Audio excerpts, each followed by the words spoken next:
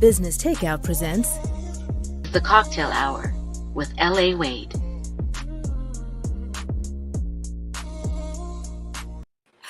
I love my song. Welcome everybody to the Cocktale Hour. I'm your host, L.A. Wade, and the Cocktale Hour is where we have intimate and sobering conversations about the things we thirst for in life and business. But before we get started, I just want to give a shout out to Business Takeout, who does its best to inspire and empower Black wealth and Black entrepreneurship. And today I am with this beautiful lady who I met randomly in a hotel lobby in New York City. Brooklyn, where Brooklyn at? They're right here in the house with us today. Big up to Brooklyn, and big up to you, Judy England, CEO and Executive Chef of Pepperseed Bonafide Sauces. Welcome to the Cocktale Hour. Thank you. Well, thank you for having me. I'm very excited to be here talking to you right now and getting some great information out there. Man, let me tell everybody on who's listening right now that I went to Brooklyn because I often do. Everyone knows that I'm always transversing over there to New York. And I think I should bring you over to Toronto to spice things up, to hot it up. Yeah, We got to get it hot over here. But I'm always talking to people. People that know my show, Cocktails with LA, know that I just love to speak to people and find out what they're about, find out what they're into. And I had this really great conversation with you and your business partners in the lobby. And then it came out that you owned, or you were, I think it was, what was the word you were using? You were kind of like facilitating a business with Fat Fowl. yes. And I'm like, oh, that's wonderful. Where is it? And you're like, it's just around the corner. And I'm like, what? Let's go. So shout out to Nadia, who was my co, what would you call her? My Bonnie to my Clyde that time in New York. And we went down there and we had a wonderful meal at Fat Fowl. And I highlighted this the other day when I was so taken by the fact that I could buy Black Girl Magic Riesling at your spot. And I think those are some of the little things that you add along with your sauces that are components of what you do. So let me just start with, how did you get here? Like, where did this all begin and how did you get here?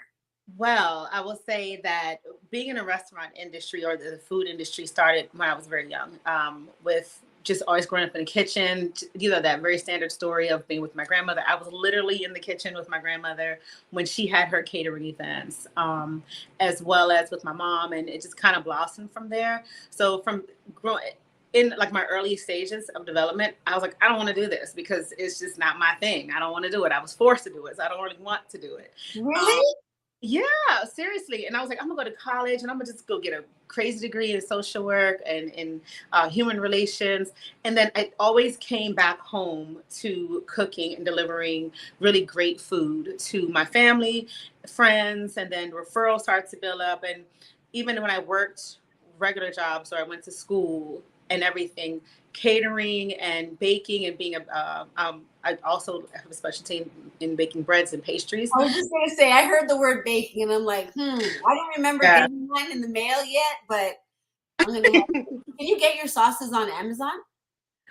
No, not yet, but you can get my sauces on my website. Okay. Yeah, my website and on Instagram. And then if you're local, then you can get a few different markets here in Maryland as well. Yeah. So as I was finishing my first degree at Trinity University in DC, I then went back for culinary at PG at a local community college here. They were offering a program that was offered through Gaylord at the time, and was like a grant. So you know what? I think this is where I'm supposed to be. After all of that other stuff, I was like, I'm going to just follow it. This is my calling, because even as I worked other facilities and jobs and things, people would say, oh, we need you to cater our event. So I'm working and then I'm catering the event. It became a cluster of different things. Oh my gosh. Well, the thing is, when people can cook, it's like a gift, and you've clearly leveraged your gift. But before when you mentioned that you used to like cook in the kitchen with your grandmother, was this in Jamaica or was this in the United States? It was here in the United States, because she was here. She's like the first pilgrimage here, right? Okay. But then we also had family in Jamaica, and with our travels back to Jamaica, became both, especially like at my grandfather's house. where he almost just developed a whole commercial kitchen. At the time, I didn't know what it was. I was like, why do we need so much stoves and so many? And I was like, he likes to have a lot of parties. But then I realized it was really just the beginning of my career. It was the beginning of where I would soon find my passion and my love, and it was always there. And I just chose to totally ignore it because I didn't see the value in it. And I think, through different ownerships, because I come from a family of entrepreneurs, and in different various segments, I would gravitate to these people, like my Aunt Lorraine, who actually, Aunt Lorraine, shout out to you, the first creator. Aunt Lorraine. Yeah, because she's actually documented as the chef that created Rasta pasta. Yeah, Stop this. I'm so serious. So Aunt Lorraine created Rasta pasta? Yes, it was totally different than what you know now, but yeah. So, wow. Yeah, Lorraine Washington, look her up.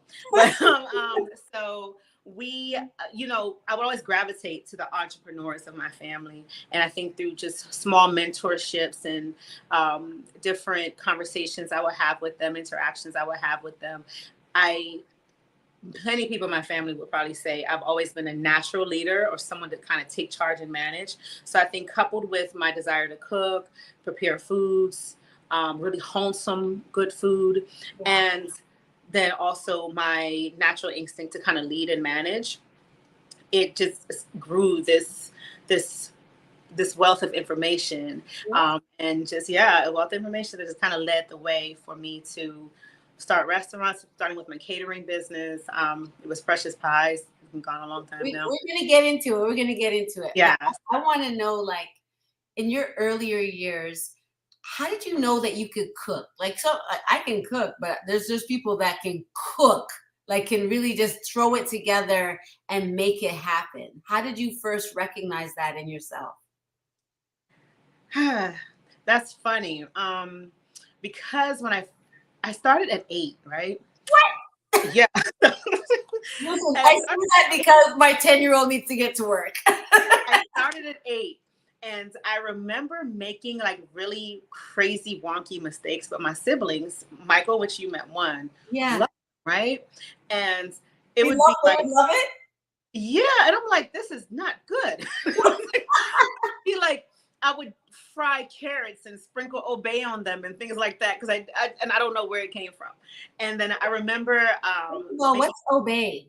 Obey seasoning is like a Maryland type seasoning that you use for crabs, but recently we've been putting them on fries, it's like an allspice or a seasonal. Here, I had a friend just ask me, like, I think this past weekend, what would they do to create carrot chips? And you're just talking about, you just mentioned it, just look at God. I hope you're listening, Big G, because if you're not, you're missing out on this information. So you did carrots to just obey, and you made a mistake by doing that, or what? I didn't like it, but my siblings loved it. So I was like, oh, this is a little salty for me, but they loved it. But I remember just through trial and error, or pretty much is what I'm saying. I've done so many things that just a trial and error that finally, once I would say it's probably about 12 or 13, when I started to make cheesecakes, just some really small cheesecakes, and everyone was like, oh, this is so good. And I was like, so funny, because this is one of the things, again, I'm not a big cheesecake person, but everyone was really into it. It was cheesecakes, and it went from there to barbecue sauces, using rum, our Jamaican rum, to make barbecue sauces. So I always had a way of kind of like co-mingling. So wait. Was it Ray and Nephew? Was it Appleton? Yeah. Okay. Ray and Nephew, and we kept Appleton. But we knew that at Appleton you don't touch. That's for special occasions. I was going to say, because if you were my child, I would have cut your ass. Yeah. You were going to touch my Appleton to make anything. But it was mostly, Ray and Nephew, just trying out different things with the little stuff. And everyone from just the neighborhood kids down the street, our home was like a melting pot of different cultures and people from the entire neighborhood. And every summer, everyone would come and give me their allowance money. And we would make this trip somehow to these grocery stores and just pile up on groceries. And I would spend the whole summer cooking for the entire neighborhood. Wow. And that is when I knew I was a cook. But I think what I really knew would be when my dad stopped lying to me and telling me that, now this is really good. this is good. Because before he would eat some stuff, like, yeah, this is good. And I knew in myself that it was not. Like, yeah, it was built up the confidence. It's like not good. Your confidence. Huh? He built up your confidence. Yeah, he built up my confidence. But he, that kept the momentum going. So yes. Yeah. I mean, you still look pretty young. So I will say that Malcolm Gladwell says that you need 10,000 hours to become an expert in something. So about, 10 years at least. Yeah. So I think you got that under your belt now. I got about 20, 30. You know what? I get it. So how did you move from from doing those cheesecakes and baking and doing regular cooking that inspired your family, obviously, into making sauces for business? And what was the difference that you saw? When you were making sauces, I'm sure people got a lot of Christmas presents. I've gotten a lot of Christmas presents from friends that can bake or cook things. They wrap it up and be like, Merry Christmas or Happy Birthday. But then how did it become like a business for you? That's a good question. Originally, I wanted to open a jerk concept restaurant called Pepper Seed, and that was right before the pandemic happened. I mean, I registered my business, I think the end of February, and then it was everything shut down. And I think at that moment, I just was like, well, what am I going to do? This was my plan, So I knew that within building Pepper Seed, the brand, I knew that I wanted to build a fast casual. I did not want to go the way of fine dining just yet. I just really wanted to just focus on fast casual because the production and the processes are a lot easier to do and to where I can walk away from it and someone else could run my business and we can maintain consistency throughout the recipes. Wow. So I had developed a line of sauces and marinades to make it easy for the workers, as well as to make it easy for me to mass produce. I don't believe in building a restaurant concept that doesn't have multiple streams of income within this one business. So I said, okay, well, I need to establish these recipes that are that simple, that I can produce, that anyone can produce. I don't have to be the one in the kitchen, and I can literally take a step back and focus on growing the business and growing to my multiple locations throughout. So fast forward to the pandemic, I said, well, I need to keep my dream going. I need to keep everything going. And I'm just going to switch it around. Right. Instead of starting with the restaurant and introducing the products, I can take time now to start with the products. Yeah. And then I cracking on branding. It's good because from my understanding, it's great to have if you have a business that is stationary and you have a good rotation of people coming through, but the pandemic changed that for everybody. Yes. And so having something that can move and meet people where they are and giving them the ability to teach them how to do it, I think you've empowered yourself and others so much more than just having a location where they can go and get that food. So one of my quotes is, two of the quotes are found from your website. And the first one that I'm going to talk about right now in relation to what we're saying is influence the next generation of entrepreneurs through mentorship and community outreach. So what does that look like for your brand and the things that you do?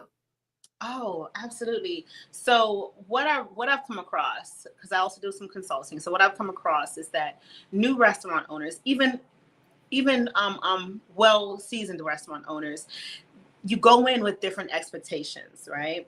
Mm-hmm. And what I want to do is reach out to the community, reach out to different people and offer my services in one realm, in one aspect where I can afford to offer my services for free and really show them what it truly takes. I spend a lot of time in my mind. I spent a lot of time as well as through my experiences as a club owner, I owned a catering company, pretty much starting at McDonald's and working my way up, right? Right. So I've come across a lot of different pitfalls that we tend to fall into consistently. And I want to I love to see Black businesses succeed.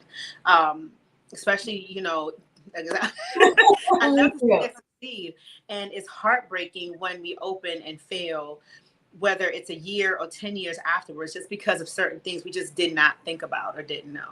So it's really about empowering our people to opening, sustaining, business be sustained and duplicated. So I wonder, you're bringing up for me this idea, like, I don't know how it is in the States, but here there's these comedians that talk about, you walk into a Jamaican food place and you're like, give me the oxtail, and then they're like, me not have that, and it's like, give me this curry goat, me not have that. So it's like there's this it is the cultural things that trip us up. How do you handle that when you're working? You want to work with your people, but it come like we need a little push or a little structure.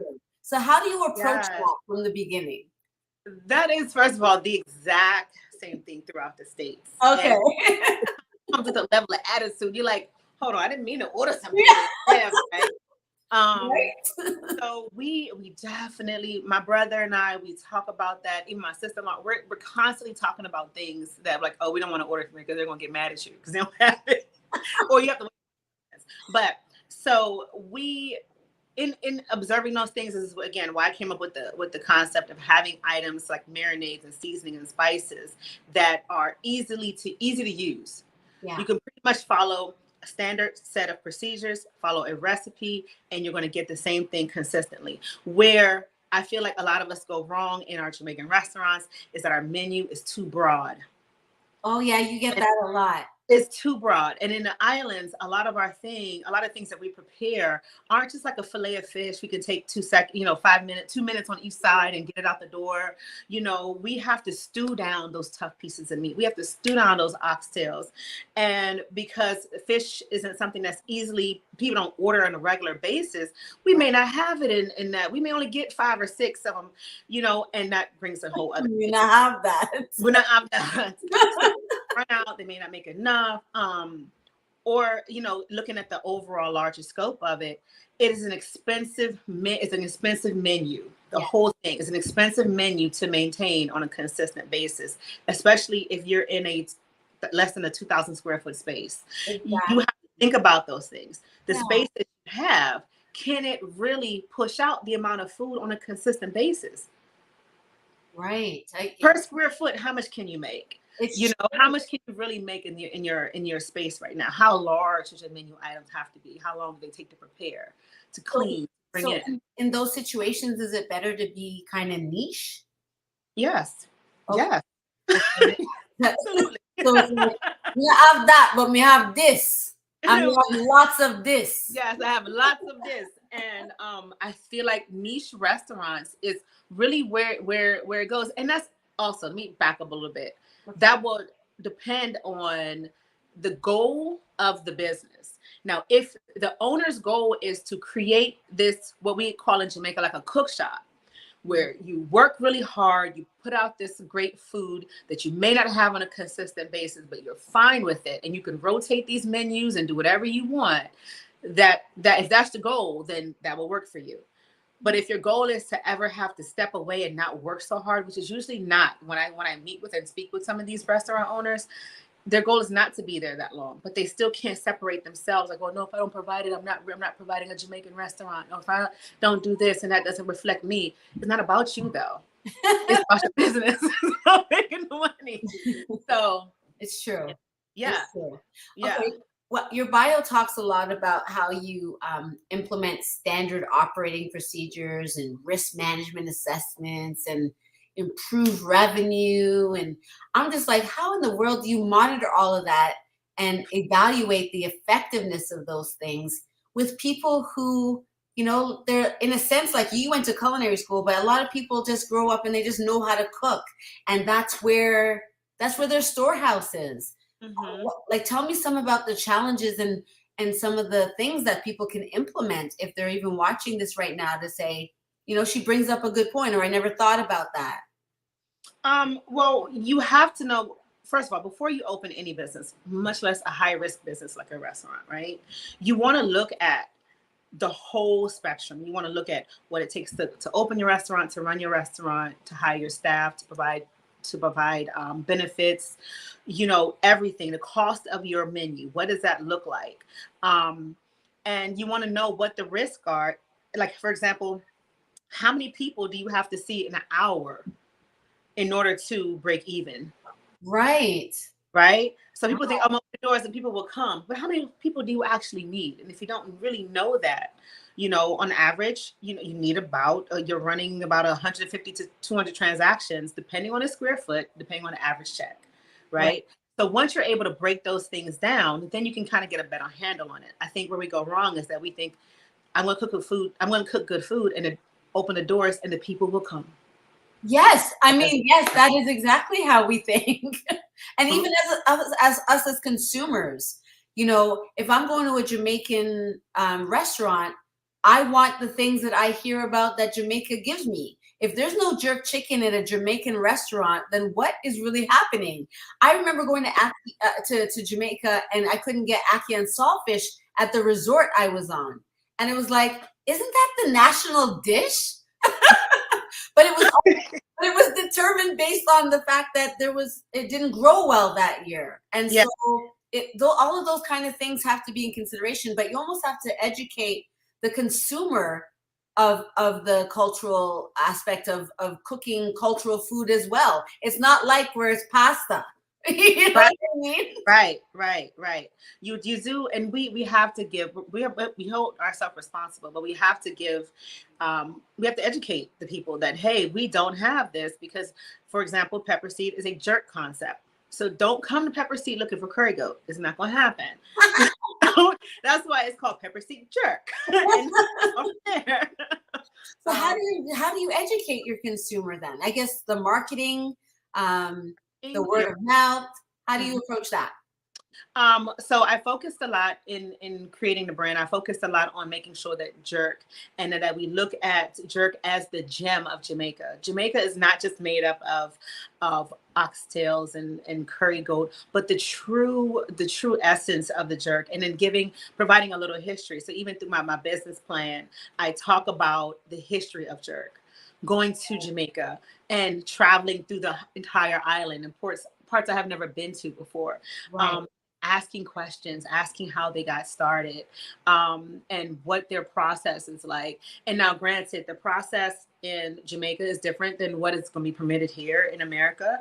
But coming as close to that as possible and really honing in on the essence on what it means to provide the people with something that's not as intimidating, that is consistent, that they can relate to, and then come in order and know that this is going to be good and as close to authentic as it can possibly be. Yeah, it sounds like it's even part of your mission and vision, where another quote I found on your website was, change the way people experience Jamaican culture and cuisine.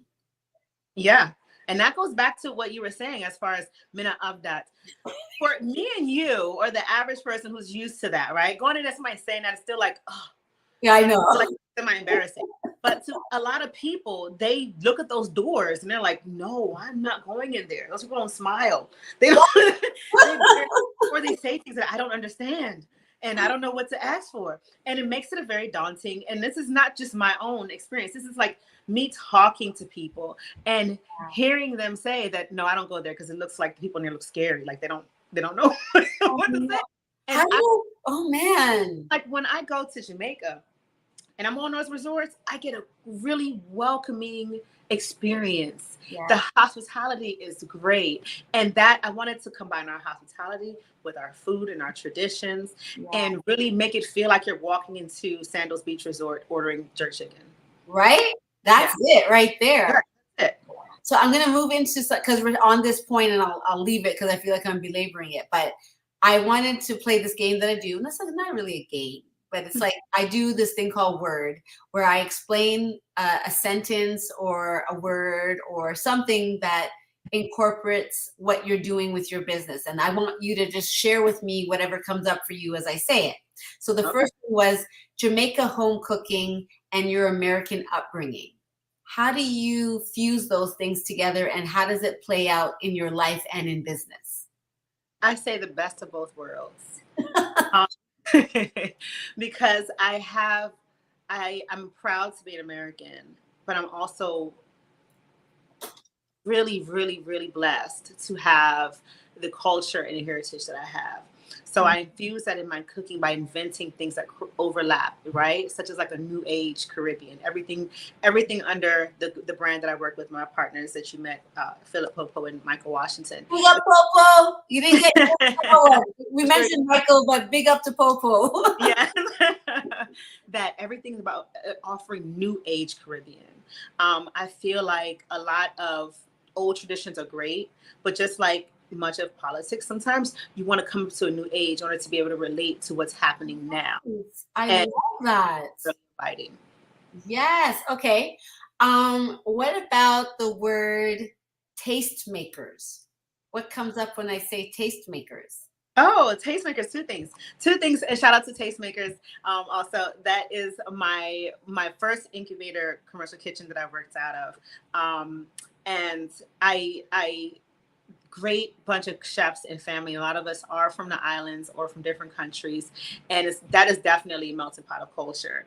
So I was saying, think about tastemakers, just by itself, not even as a company, is that you're creating taste and flavors and being innovative, and it's fun, and it is a family, and it's relaxing, and that's tastemakers. Well, is that like a bunch of people that come together to cook and share recipes, or no? Well, sometimes we share recipes. Sometimes we did share recipes, but it would be more so come together and cook in one incubator kitchen. So it's like 50 different restaurants in open kitchen space where we have different burners and things like that, different space.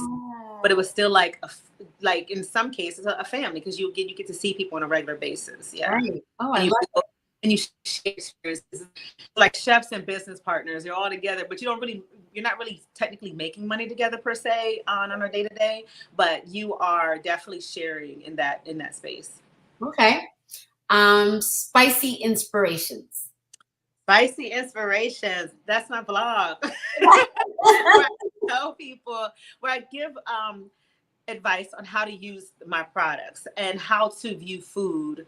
How, being to use spicy is not spicy like hot all the time, but spicy to create vegan options, to have home cooking with, cook with your children, and to kind of share my story a little bit. And just to kind of let my audience and my customers know who I am, as well as how to use the products and maybe techniques they haven't even thought of to make their food more flavorful and enjoyable, right? Okay, give me an example, because I'm trying to be on your level. I'm trying to capture my man through cooking.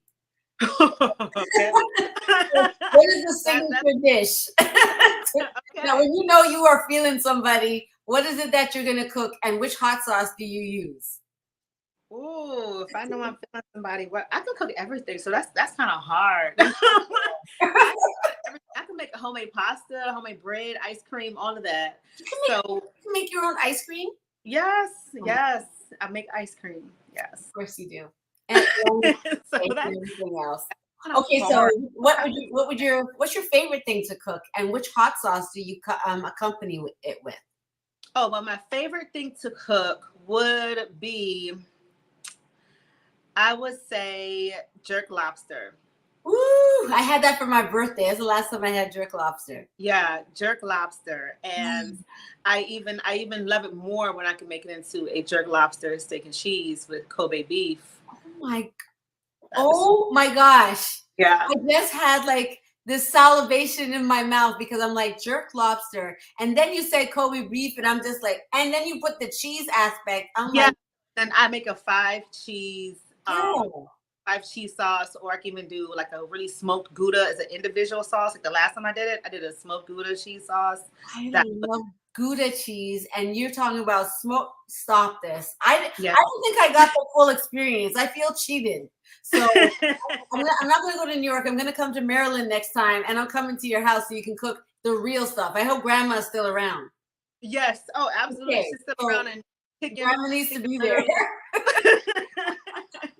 Oh my gosh, that sounds so good. And so I would use, depending on who I'm making it for. For myself, I'm using my spicy jerk or my jerk lobster I'll make it almost like a compound butter with it, and I'll put it on I have a Traeger grill, so I definitely get that Traeger grill up to a good temperature and just set it on there with that butter and let it go. And then as a dipping sauce, I may have a little bit more compound butter, or I found recently that mixing my mango hot pepper sauce with a little butter and then dipping that lobster tail in it just for extra bite and a little bit of different like fruity, sweet, hot flavor just really takes off. Yeah. Okay, stop this. It's getting hot in here, and we have talking about the sauces. So when it comes to the sauces, I'm not a hot sauce person, right? I'm not gonna put hot. It bothers me when people put hot sauce on food before they even taste it. That's just like me. But they've got the hot sauce, then they've got a hotter sauce, and then they've got the hottest sauce. So what are the distinguishing factors? What makes something hot to hottest? What's happening in the making of it that makes it that way? Is the peppers that you're using. So like habanero is a scaled differently. It is a lot hotter than like the Jamaican Scotch bonnet. So it really just depends on the pepper. Ghost pepper is one that is really, really hot. That's going to probably be on the closest to the top of the scale of hot peppers. So it's just and then the seeds, because you can take the seeds out of the actual pepper and you'll get the flavor, a little heat. But if you add those seeds, then that takes it up a notch in the process. Okay. Have you seen that show, Hot Sauce? Yes. How do you get your stuff? I want to see your stuff on hot sauce. I would probably go through it. I'm sure it's an application process. And just we got to do it. Because I was researching to like see what I would learn about hot sauces. So I was watching a bunch of them. And so they have, for people who don't know, it's a show that has a bunch of hot sauces lined up from mild to like really hot. I mean, like crazy, like suicidal hot. And I don't understand why you would want to eat something. Mine would never be on the suicidal side. Mine's not on that side. Is more of the in between. At least not for me. I have a pretty high tolerance, but I have been to some places where it was just like I couldn't take it. My nose and everything was just burning, and like I literally got red cheeks. And you know, I'm African American. Not hard. It's really hard to make us red, but I got red. And you don't enjoy it. I wanted to make something that has flavor and you enjoy the heat. This is what I was just gonna say. Is that just even in your little descriptions of the things that you love to make, it makes me want to try your hot sauces because. And I'm going to send you some. Go ahead. I definitely should have sent you a bottle before this show. Oh, no, that's okay. I'm coming for that one. I got you. Don't worry. I'm gonna try because I love sweet. I went to a spicy food and wine festival out here in Toronto last Saturday, and they had foods that they did a lot of mango salsa mixing with it. Mm-hmm. Is that a component that you would find in almost all hot sauces? No, not in almost all. I would say definitely like it just kind of depends on a person, because you can mix hot sauces with papaya. You can do guava. You can, the sweet and the heat really balance each other. You probably won't find that in a hot sauce that makes you that burns your mouth so fast, that hot. Like you won't find it in that, because that sweetness will probably bring down the level of heat. But you will find it if someone wants to give you good flavor as well as good amount of heat.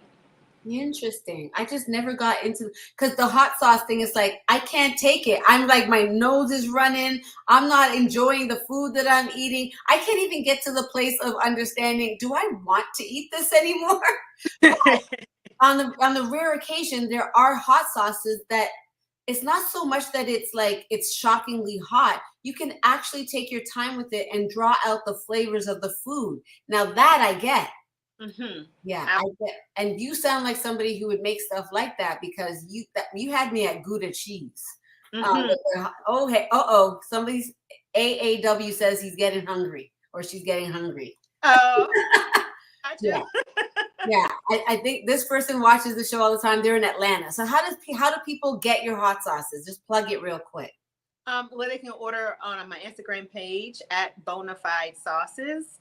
You can purchase directly on the site. You at www.psbonafidesauces.com. So that's PS like Paul Sam Bonafide Sauces with an S at the end.com. I love it.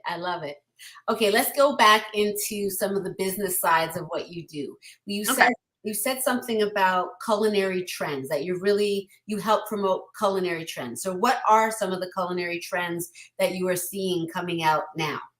Well, some of the trends that I see that are happening are people that are going into smaller concepts and they're really finding their niche. I don't really see as much people kind of having a broad spectrum of menu options.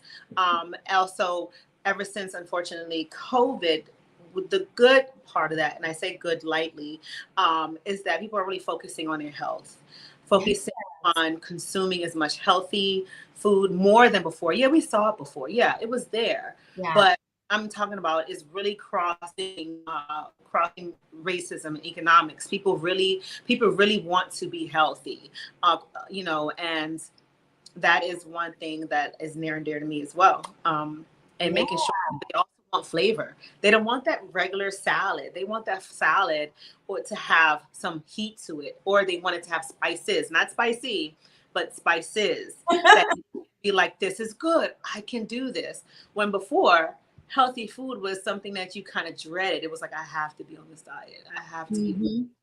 So I think going after more international flavored items, even Nigerian flavors. Yes. In Maryland, especially, I'm seeing a lot of like Nigerian or African. Yes. And your jollof, you got to have, you need the perfect pairing of the hot sauce with the jollof rice. Exactly. And you didn't see that before, but I see those same items because just like in the Jamaican culture, we can have some food items that are not the healthiest. They're fattening, right? Yeah. But we're reinventing them to make them healthier so we can consume them more regularly. And I think that is the beauty in it.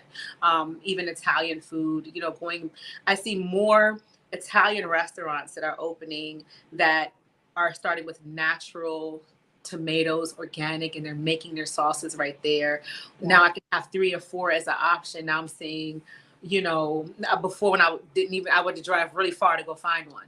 And then now it's like, I can go right there. I don't have to drive a half an hour away. You know what? You just reminded me. I went to this really high-end Italian spot for lunch, but I had the best oxtail that had this cheese dripped over it. Like, it was really good.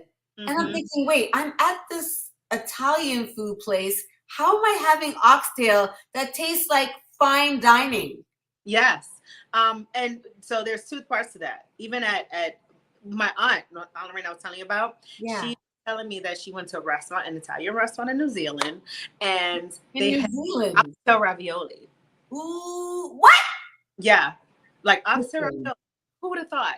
To put oxtail in the ravioli, right? So yes. Oh my gosh. Aunt Lorraine, come to Toronto. So it's just the overlap and this infusion of different cultures. So it's not just like American infused or Jamaican. It's like literally you're taking Asian food, Jamaican inspired, ingredients and recipes and putting it together.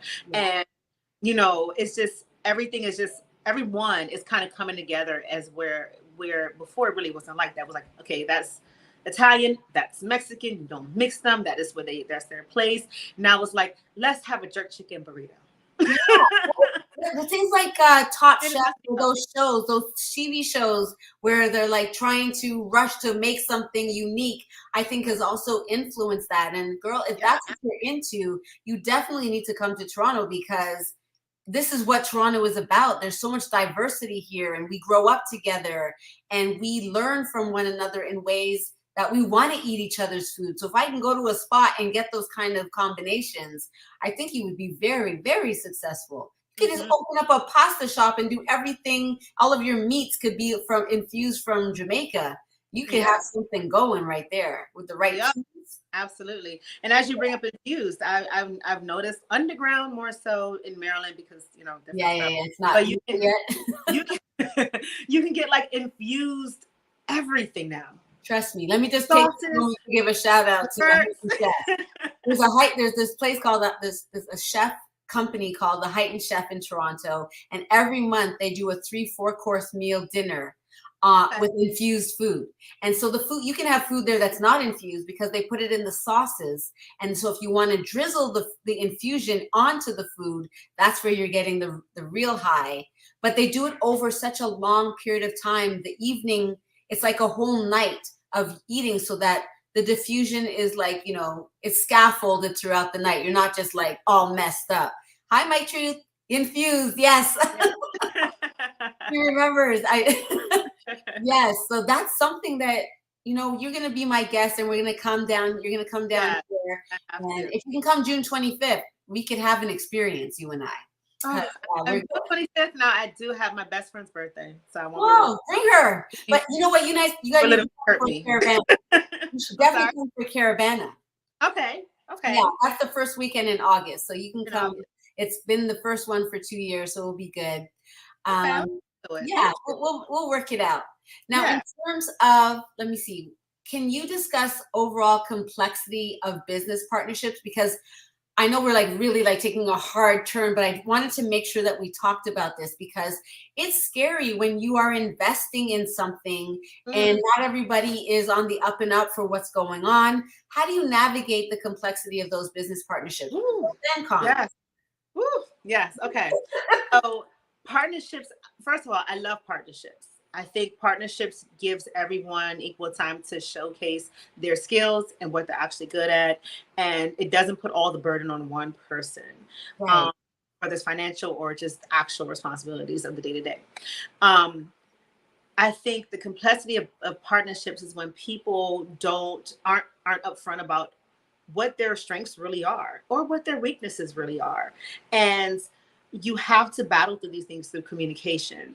You open and honest communication, being really realistic. And sometimes it makes you take a hard look in yourself. Because I can say every day, great, I'm an executive chef, right? But what does that mean? I was going to say. An executive chef isn't someone that just puts together great food. Because technically a really, really good line cook can do that, right? But executive chef is a leader. He or she knows how to money manage. They know how to manage their menu, they know the steps necessary that if they have to reduce their menu or supplement items, it doesn't seem like a hard thing because they've been in that position already. But if you say you're an executive chef and we're investing in the skills of an executive chef, and that is not who you are, then the business is going to suffer because of that lack of honesty, right? Yeah. So there's also sometimes a fear people feel when they're coming into business and we're in the partnerships, like, oh no, they're going to take this, or I have to make sure I maintain full control. Well, what is full control a percentage of 0 if your business fails? Like that part. Percent of nothing. Absolutely. It's important that we discuss these things going in. Another thing I would say would be important to discuss is how decisions are made. Even if I make a decision and it may be a great decision, our business may net, 50% more profits than what we had last month or the month before. Sure. It's not the outcome that is the biggest picture. It's going to be the processes we use to get there. How was this decision made? If it was made by me going rogue, that's still a problem for the partnership, and it's still going to be a problem for the overall business, no matter what it yielded me in 1 week or a month. No matter how many great reviews I got because of what I added to the menu, the process in which the decision was made and how the different things, the ideas were filtered through makes a huge difference. So I like to tell my business owners, let's come up with a brand filter that and sometimes I'm not the partner. A lot of times are the 2 partners or 3 partners that I'm working with. How are the decisions going to be made? Because when it's 3 people, then it takes a little longer than if it's 1. That's the downside about partnerships. Yeah. When it's 3, you can't just say, 86 the cheeseburgers. Like you have to have a discussion, right? So how are the decisions going to be made to support the business, not support our egos, not to have, excuse my French, a pissing contest. But how are the decisions made that follow the understanding of what we know the brand to be? Yeah. And that takes us back sometimes because people sometimes don't have the conversation to determine what the brand really is. You have people that will say that, hey, I want, 1 fine dining, but they're not providing the food of fine dining. The product's like, no, that's not right. Let's come up with a different menu then, right? Yeah. And say, hey, I want 1 million, I want to be nationwide, but then have the mindset of fine dining and they don't even realize it. So I think just because you're good at making food, think about really, what do you want this business to be? How do you see it moving forward? Come up with a vision board. Let's, all the partners, even if you're individual, think of yourself, because you're separate from the business still, right? You're not that person. You're not, the business doesn't make you and you don't make the business. Right. What are your goals? What are the dreams? And make the decisions that align with that. Yeah, you have me reflecting like crazy, because when you're talking about this, it reminds me of what we spoke about earlier in terms of, teaching not only the business owners, but teaching the consumers the expectations. So mitigating the expectations of your business owner, your business partners, is really, really important. And then even like when I think about meeting the three of you that day in the lobby, is kind of like, I spoke to you, but I spoke more to either Popo and Michael. And then it's like you talk to one, but then you don't talk to the other. And then like the miscommunication that can occur. So Michael was really intentional about saying that we make decisions together. Like, I know that you might talk here, but like it's a holistic approach, and not somebody saying that's so important, and we take it for granted. So that was a learning of like, potential, like we could do business together. We don't know what's going to happen in our business relations, but setting the boundaries, just like any relationship. Exactly. Setting the boundaries and the expectations of what's required, not only in personal, but in life and business, is so, so important. And I think we take it for granted. Yeah, absolutely. And what you just said, what does that sound like to you? That almost sounds like what? Relationship. It's just like a marriage, right? And in business, you can be married to 5 different people, essentially, not quote unquote, essentially. And you have to manage those personalities as well as your own expectations and your own skill set, and be really realistic. It does cause you to open up. And unfortunately, in some cases, some people break because they're like, whoa, I did not know that I was going to have to work this hard. I didn't know that I was going to have to now manage not only the relationships with your partners, but if you're the one on the ground and you're the one that's leading the day-to-day activities, you have to know how to be a leader to the people that are around you, that you're managing, that you are responsible for their paycheck at the end of the day, and they've got to be able to trust you. So I feel like there's a lot of psychology behind it.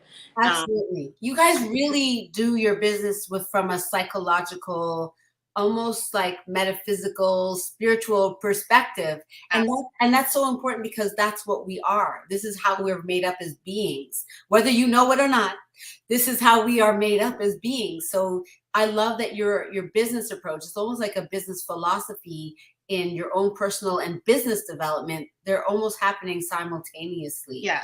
I love that about your business. It's unique. Although it should become the norm. And so that education and mentorship piece becomes really important as a part of what you're doing. Oh, right. I thought you were frozen for a second. Okay. Did you want to say something more to that? Oh, no, I was going to just say, if I learned nothing else, as whether you're a new business, and sometimes a seasonal business owners do it too, is that, and I said it a couple of times during this hour, was that you have to learn to separate yourself from the business or from the product. You can't allow, so if yourself to get so caught up in the items that you're serving, that if something isn't right or doesn't meet what you consider your level of standard, if someone says, hey, this was a little too salty this time, you can't take that personally.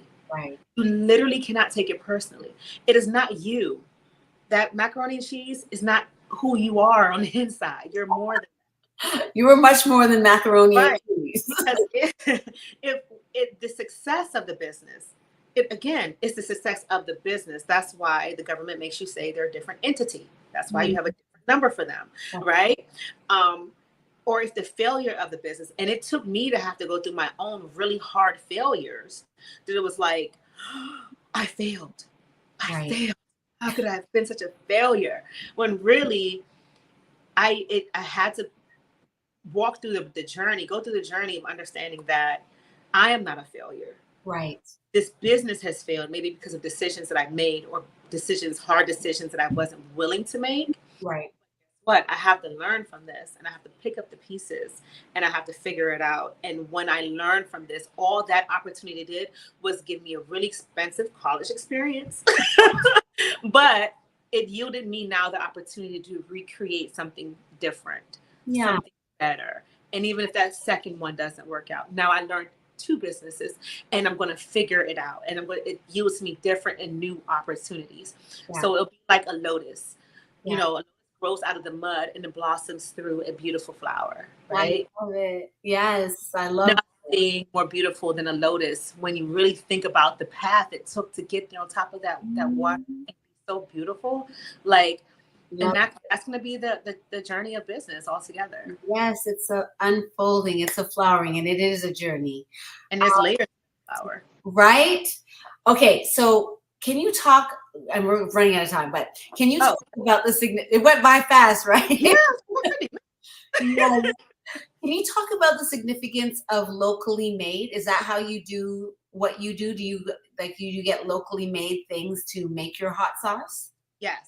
Absolutely. So I use for my peppers, for 90% of the ingredients are all locally made. So I go to different farmers markets and I get the onions and things like that on weekends, or I use local grocery stores. I do some cross business with the Greenbelt Co-op in Greenbelt, Maryland is one of the ones that carry my products. When I go, I usually grab some onions, grab some peppers, grab what I need. Nice.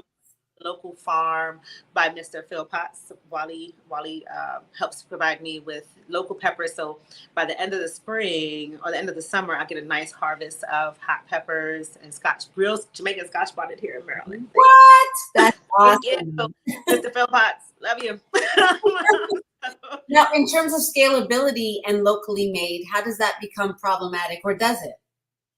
Well, it does become problematic to a point because things aren't as price wise, you know, like you want to be able to offer this great product. You want to be able to offer locally made, but sometimes it's a whole lot different than buying something in large masses. So right now, because pepper seed, the sauces are still locally sold in our co-ops, in our local markets and things like that. Yes.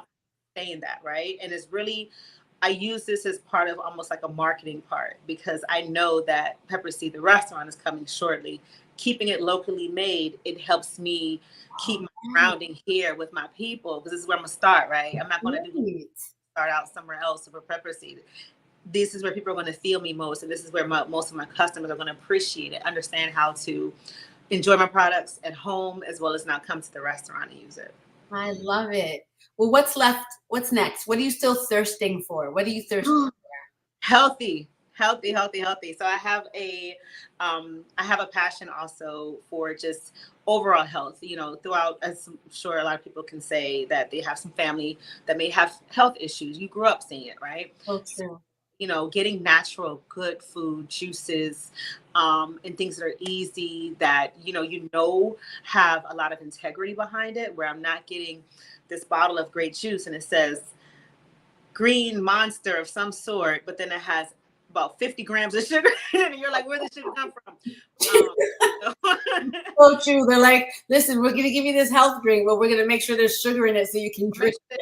Or they're using canned pineapple juice, from what I learned earlier this week from another partner. I'll keep you posted, right? Yeah. So know that's coming, you know, really great organic juices that are made to order, and building a brand from that. So I like scalable businesses, people. Scalable businesses keep less in the long run.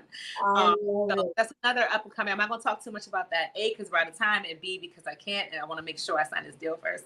But that is, you know, another long-term partnership where we are offering great juices, organic, fresh, that are really good for our bodies, you know, that have no sugar added. Right. That we can maybe send to Toronto. Yes, please do. Listen, it's so weird that you're saying this because, you know, every now and then people want to do a juice cleanse or something like that, but they don't want to strip their body of nutrients that we still need. Like, it's not about starving yourself. It's about putting your body through a regimen of nutrients and minerals that you still need while you detoxify. Yep. Exactly. Yeah, I'm here for it. I am so here for it. I am so excited. I knew that you guys were special when I met you that day in the lobby. I'm so glad that we got to go turn up a little bit and get a little naughty with the people in Brooklyn. We won't talk about that. That's another show. I don't turn up. I don't know what you're talking about. Listen, I'm here for it. Anytime I am in Brooklyn, I hope you're there too. And now you've given me a reason to come to Maryland.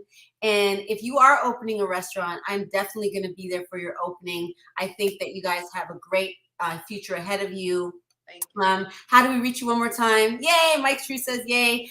AAW was like, "Where's that website again, please?" So how do we reach you again? So it's PS, that's like P's and Paul, S's and Sam, PS bonafidesauces.com. Again, it's PS bonafidesauces.com. And then my Instagram is Bonafide Sauces. Think about that for a second. It's easier. Yeah, Bonafide Sauces. So the PS stands for pepper seed, just, the initials of pepper seed, bonafidesauces.com. Yes, pepper seed, pepper sauce, Yeah. These guys are amazing. Thank you so much for your time today, Judy. Thank you. You. Amazing. Absolutely. Yes, absolutely.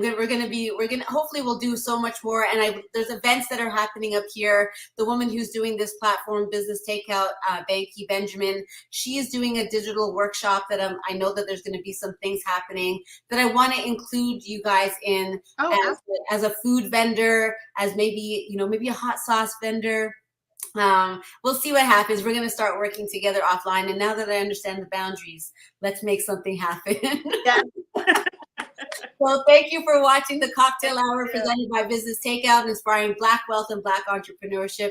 And the Cocktale Hour, we just had an intimate and sobering conversation about business. So if you'd like to sponsor or advertise with us, feel free to contact me. I'm your host, Ellie Wade, and we'll see you next week at 5 p.m. on the Cocktale Hour. Thanks, Judy. Bye, everyone. Peace out. If you enjoy our programming and want to help support Black entrepreneurship, please donate today. www.businesstakeout.com/donate.